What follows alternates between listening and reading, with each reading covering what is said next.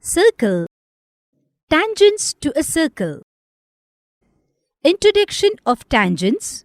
Secant, circle and common tangent. Some important theorem with proof. Hello students. Today we are going to learn very important topic. That is tangents to a circle. You have studied in class 9th that a circle is a collection of all points in a plane which are at a constant distance, that is radius from a fixed point, that is center. You have also studied various terms related to a circle like chord, segment, sector, arc, etc. Let us now examine the different situations that can arise when a circle and a line are given in a plane. So, let us consider a circle and a line PQ. There can be three possibilities given in figure. First, the line PQ and the circle have no common point in this case. Line PQ is called a non-intersecting line with respect to the circle. Second, there are two common points A and B that the line PQ and the circle have. In this case, we call the line PQ a secant of the circle.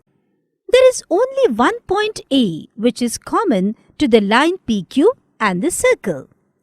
In this case, the line is called a tangent to the circle. Tangent to a circle. In the previous section, you have seen that a tangent to a circle is a line that intersects the circle at only one point. Circle and common tangent. Case 1. When circle intersects two points.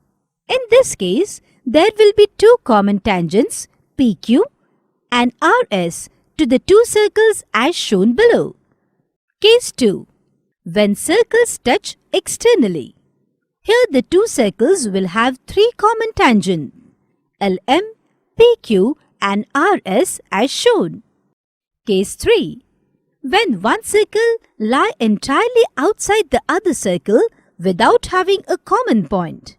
In this case, there will be four common tangents, PQ, RS, JK and LM as shown. 1. PQ and RS are two direct common tangents. 2. KJ and LM are two indirect common tangents, that is transversal. Case 4. When one circle lie entirely inside the other circle without having a common point. Case 5. When circles touch internally. There is only one common tangent AB to the two circles as shown.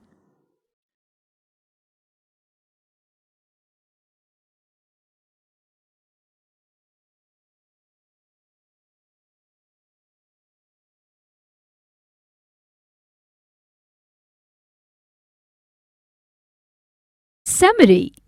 1. The meaning of a tangent to a circle. 2. The different situations that can arise when a circle and a line are given in a plane. So that is all in this lesson, students. Keep learning.